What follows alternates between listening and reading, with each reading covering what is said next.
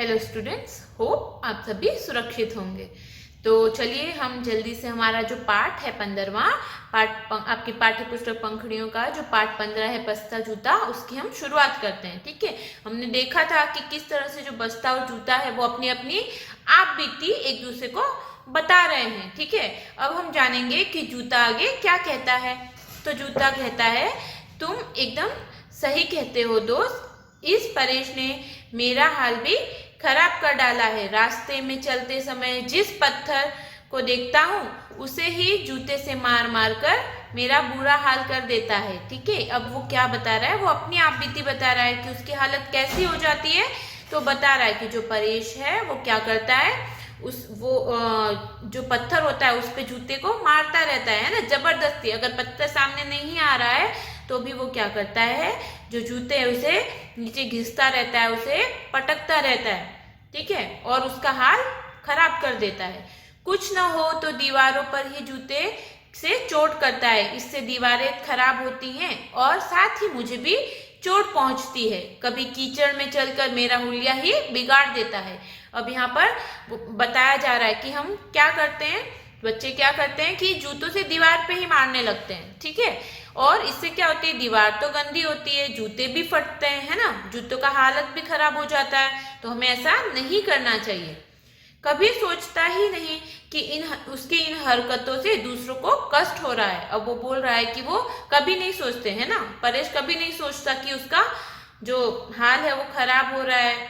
ठीक है, यदि कभी वो मुझे पॉलिश लगाकर चमका दे तो मुझे कितनी खुशी होगी। अब वो बता रहा है कि उसे कैसे रहना पसंद है। ठीक है, जैसे हम तैयार होके रहते हैं तो हमें अच्छा लगता है, उसी तरह वो कह रहा है कि अगर मुझ में भी वो पॉलिश कर दिया ना, जूता कह रहा है कि अगर वो परेश है वो जूते को पॉलिश कर दे तो जूते को भी कितना अच्छा लगेगा।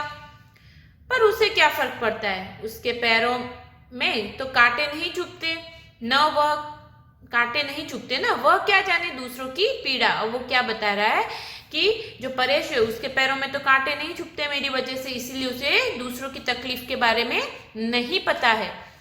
बस्ता कहता है, तुम ठीक कह रहे हो, यदि परेश दूसरों की पीड़ा महसूस करता तो रवि की कॉपी चुपके से उठाकर अपने बस्ते यानी मुझ में क्यों रखता।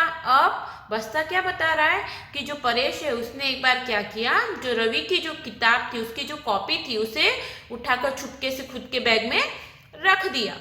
मैं चीख चीख कर कहता रहा कि चोरी करना गलत है, ऐसा मत करो, पर मेरी आवाज उसके कानों तक पहुंची ही नहीं। और जब पूरी कक्षा के बस्तों की तलाशी ली गई तो मेरा सिर शर्म से झुक गया।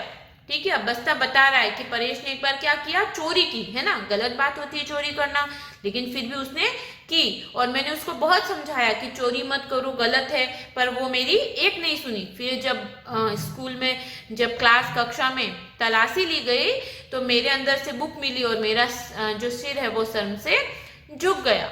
जूता कहता है, शर्म से तो मेरा सिर भी झुक गया था जब कक्षा में सब बच्चों की पोशाक और जूतों का निरीक्षण हो रहा था। उस समय सबसे घिसा पिटा, मैला कुचेला और बदसूरत मैं ही था। अब वो क्या बता रहा है जूता कि एक बार जब कक्षा में निरीक्षण हुआ, ठीक है, जांच करते हैं ना कि कौन सा किसके कपड़े, किसने अच्छे से स्कूल के यूनिफॉर्म पहनी है, जूते पहने हैं, ठीक है, तो वो सब चल रहा था। तो उसने कहा कि सबसे बुरा घिसा पिटा, है ना, और बदसूरत कौन लग रहा था, जूता लग रहा था परेश का।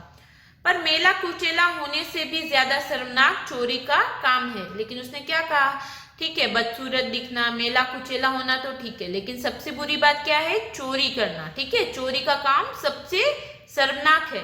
बस्ता, हाँ दोस्त, मैं भी इतना मेला हो गया हूँ, बुरा तो लगता है, पर चोरी वाली बात तो मेरे गले से नीचे ही नहीं उतरती। अब बस्ता है वो कह रहा है कि मैं भी मेला कुचेला हो गया हूँ, ठीक है, लेकिन मुझे भी ये अच्छा नहीं लगता। ठीक है, इस तरह से गंदा होना बुरा लगता है, लेकिन जो चोरी करना है वो तो सबसे बुरी बात है। जूता कहता है, अरे हाँ, चोरी की बात से मुझे एक मजेदार किस्सा याद आ गया।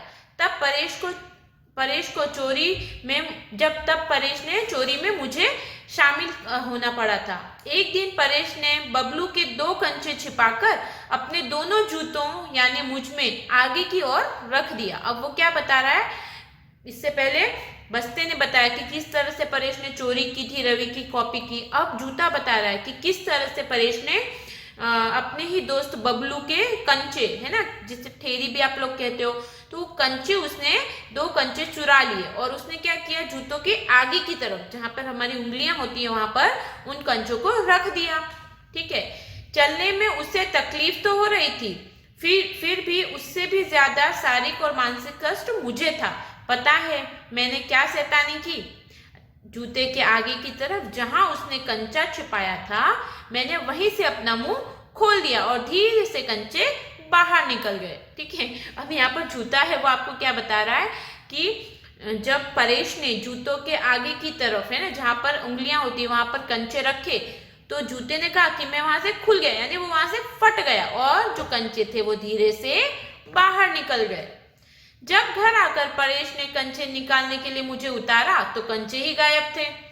जूतों के आगे से मुंह खुला देखकर परेश का मुंह खुला का खुला ही रह गया। अब वो क्या बता रहा है कि जब परेश ने घर पर आकर मुझे निकाला, ठीक है, वो कंचे ढूंढने लगा तो उसे कंचे नहीं मिले। ठीक है, और वो गुस्से से उसका मुंह खुला का खुला रह गया, हैरान हो गया कि कंचे कहाँ चले गए।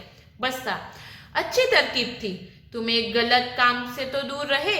वैसे मैं भी एक राज की बात बताता हूँ, मैंने भी अपने एक कोने में एक छेद बना लिया है। पता है क्यों? अब बस्ता क्या बता रहा है कि जिस तरह से तुमने मुझे बताया तो मुझे भी एक बात याद है, मैंने भी एक बात छुपाई। मैं तुम्हें बताता हूँ कि मैंने भी अपने बस्ते के कोने में एक छेद कर रखा है। ठीक है, और क्यों किया है तुम्हें पता है? जब जरूरत से ज्यादा मुझ में ठूस ठूस का सामान भर दिया जाता है तब न केवल कॉपियों किताबें फटने लगती हैं बल्कि मेरी सांस भी अटकने लगती है।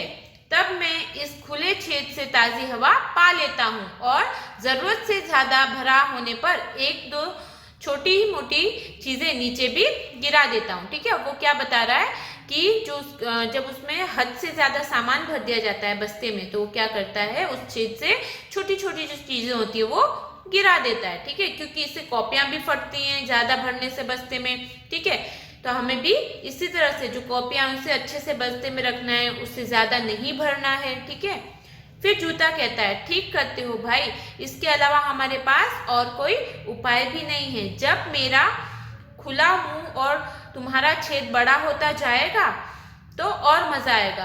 पर भाई हम सचमुच में परेश का बुरा थोड़े चाहते हैं, हम तो उसके आते सुधारना चाहते हैं। अब यहाँ पे बस्ता और जूता क्या कर रहे हैं, एक दूसरे को बता रहे हैं कि अगर उनका जो मुंह है, ठीक है, उनका जो छेद उन्होंने किया है वो बड़ा होता जाएगा तो परेश को सबक मिलेगा। ठीक है, कि उसे ये सब नहीं करना चाहिए। वो सब ये क्यों कर रहे हैं? परेश को सुधारने के लिए कर रहे हैं। ठीक है, उसके बाद बस्ता बोलता है, तुम बिल्कुल ठीक कहते हो, परेश को सुधारने का एक छोटा उपाय मुझे तुम्हारे कंचे वाली घटना को सुनकर समझ आया। मैं भी अपना छेद बड़ा कर लूंगा और चोरी की गई चीज को सबके सामने तुरंत गिरा दूंगा। ठीक है, अब यहाँ पर बस्ता कहता है कि मैं भी जो मैंने अपने में जो छेद कर रखे हैं उन्हें बड़ा कर दूंगा, जिससे जो चोरी का सामान होगा वो अपने आप नीचे गिर जाएगा तुरंत। तब तो परेश की पोल खुल ही जाएगी, सबके सामने उसकी चोरी भी पकड़ी जाएगी, खूब मजा आएगा। जब बच्चों को सबके सामने कान पकड़कर उठक बैठक लगानी पड़ेगी।